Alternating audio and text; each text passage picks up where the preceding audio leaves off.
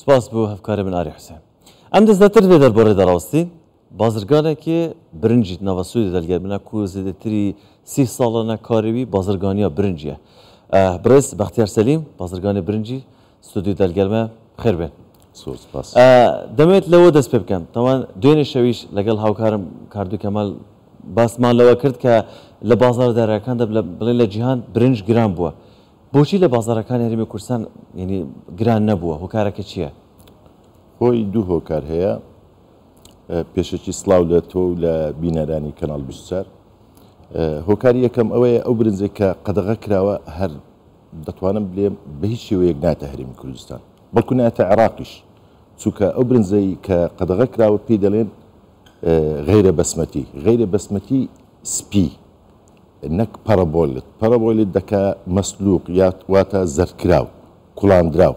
ئەو جۆرە بابەتیان قەدەغە کردووە، قەدەغەیان نەکردووە، بەس سپێکەیان قەدەغە کردووە، بۆی هیچ تەسیرێکی لەسەر کوردستان و عێراق نەبووە. ئەوەی کە قەدەغە کردووە غەیرە بەسمەتیە گوتمانەوە. غەیرە بەسمەتیە ئەو جە سپیشە، یعنی ئەوەی دێتە عێراق و هەرێمی کوردستان کوڵاندراوی پێدەن پەرەبۆیلی چ جۆرێکی ئەوەی دێتە هەرێمی کوردستان ئەوەی کە دەهێنن ئێوە؟ زۆر کەمە دێتن، خۆی سوگەندەیە، سوارنایە، ئاشتێنە، ئەو بابەتانەیە. ئەوەی کە لە هیندستانەوە دێتن ئەگەر بوومە بەسمەتیەکە ئەگەر قەدەغە لەسەر ئەویش دروست بکرێتن کێشەتان بۆ دروست نابێتن؟ نەخێر، چونکە بەڕێژێکی زۆر کەم دێ، زۆر کەم. خەڵکی هەرێم و خەڵکی هەرێم بە تایبەتی زۆر بە کەمی ئەو برنجانە بەکاردێنن. ئەم کێشەیە بەس پەیوەندی بە هیندستانەوە یان پەیوەندی بە ڕووسیا و قەدەغەی هەناردەکردنی دانەوەی؟ خۆی پەیوەندی زیاتر بە هیندستانەوەیە بۆ کەمکردنەوەی ڕێژەی هەڵاوسان لە هیندستان و زائیدەن ترسەکیش لە ناو دڵی حکوومەتەکان دروست بووە و گۆڕانی کەش و هەوا. زاهیرەی نینوێی پێدەڵێن کە ترسی و کەم بارانبارین لە زۆربەی وڵاتەکان، بەس لە هەرێمی کوردستان کەم باران نییە، لە هەموو وڵاتانی دنیاە ئەو کەمبارینە هەیە. باشە، تاوان پێشبینی لەگەڵ ئەوەی ڕێژەیەکی کەمی بەسمەتی هاوردە دەکەن، بەڵام ئەگەری ئەوەیە کە قەدەغە لەسەر بەسمەتێکەش دابنرێتن. لەو حاڵەتەدا ئێوە ینی پێویست دەکات بە دوای بەدیلێکدا بگەڕێن؟ بەدیلی زۆرە، بەدیلی هەر جیرانی هیندستان پاکستانە، هەمان شێوە و هەمان برنجات، بەڵێ بە هەمان کوڵەتیە، بەڵکو هەندێک دەرێن برنجی پاکستانی باشتریشە لە هیندستان. بۆ مادەم لە پاکستان دێنن لە هیندستان خۆی نالێم پەیوەندی بە هەڵاوسانەوە هەیە لە هیندستان.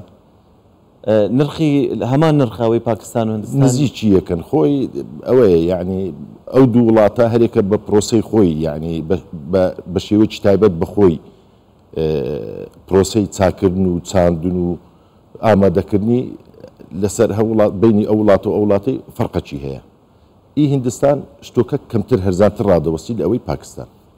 لە بازارەکانی خۆماندا تۆزێک نرخی برنج گران بووە، مادام ئێمە پشت بەو جۆرە برنجە نابەستین و ینی ئێمە زۆر کەم هاوردە دەکەین بۆ کاریگەری لەسەر ئەو کاریگەری بچووکەش هەبووە لەسەر برنج. بڵێن لە هەرێمی کوردستان برنج گران نەبووە، گران نەبووە بە هیچ شێوەیە. نەخێر، مەترسی گرانبوونیشی لەسەر نییە. ئەوڕۆ نازانین سبەی چ دەقەومی. مەبەستم کە دەڵێن بە شێوەیەکی گشتی. بەڵێ بە شێوەیەکی گشتی نەخێر. خۆی لە هیندستان ئەو فترێ ئەو هەموو دیعاە و پاشی ئەوەندە ڕۆژێ ئەمن ئەوڕۆ ئێوارێ تاکیدم کردەوە $15 لە تەنەچی ناکات ڕقەمەچی ئەوها لە مەسەلە لە فەردەچی ناکات شتەچی وهالە. باشە، باسی ئەو کێشەی برنجمان کرد ئەوەی لە جیهان. لە کۆتایە دەمەوێت باسی برنجی کوردی بکەم پێشەوەی بێنە ناو ستودیۆش ئەندێک دانوستاندنێکمان کرد لەبارەی ئەوە.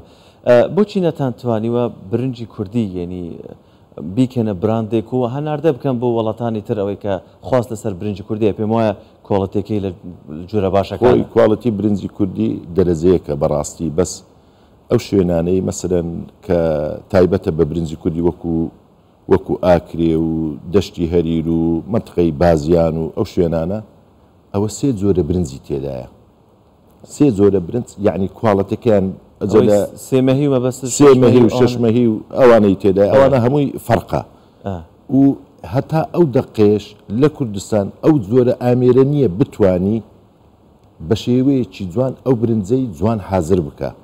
دەتوانم بلێم 130 هەتا 35 ئەو برنجەی دەشتێ ورد دەبی کە برنجیش ورد بوو، ئیدی ئەوە لۆ قیمەتی گرانە.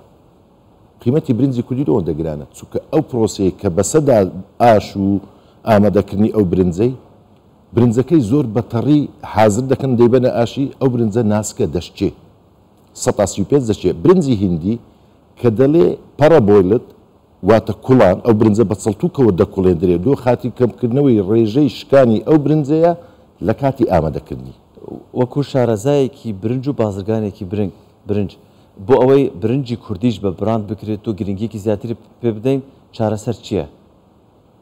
چارەسەر چییە؟ خۆی ئەوە لە دەبی دوعای بکەین بارانکی باش بباری ئەوە پێش بەڵێ ئەوە ئاوەکی زۆریشمان پێ دەوێ و شتێکێ پێی دەڵێن گرنجیدان بەو برنجەی ئەوە ئیشی حکوومەتە حکوومەت و جوتیار پێکەوە دەست لە ناو دەستی یەک ئەو برنجەی چاکەن لێ نەگەڕن دنچی بێگانە بگاتەنە ئەو برنجەی خۆی شتەکەی پێی دەنێت لە ساڵی هەفتایەکان و هەشتایەکان و نوهەتەکان دائیرەکە بوو پێیان دەوت دائیرەی ئیسلاح زراعی کە ئیحتیمامی بە هەموو دنکە برنجەکی دەدا یان ئیحتیمامی بە هەموو دنکە گەنمەکی دەدا ئەوە گەنمی قەندەهار ئەوە گەنمی ساواری ئەوە گەنمی وێ ئەو دنکە توانە نابی تێکەڵ یەک بکرێت دەبی شخصی پرۆفیشیناڵی زیرەک لەو بارەی ئیش بکاو بزانی ئەگەر دنکەچی مەسەرەن ئێستا برنجی عەمبەری عێراقی بەڵێ 5 نەوع برنجی لەگە تێکەڵە هەموو یعنی برنجی عەمبەر نەمایە ڕاستە پێم وابێت بەڕێبەتی گشتی بنەتەوە بۆ گرنگیەکی زۆریان دەبی زۆر احتیمامی پێ بدرێت زۆر سپاس بەڕێز بەختیار سەلیم بازرگانی برنج کە لە ناو ستودیۆ لەگەڵ ماوە سپاس بۆ ئێوەش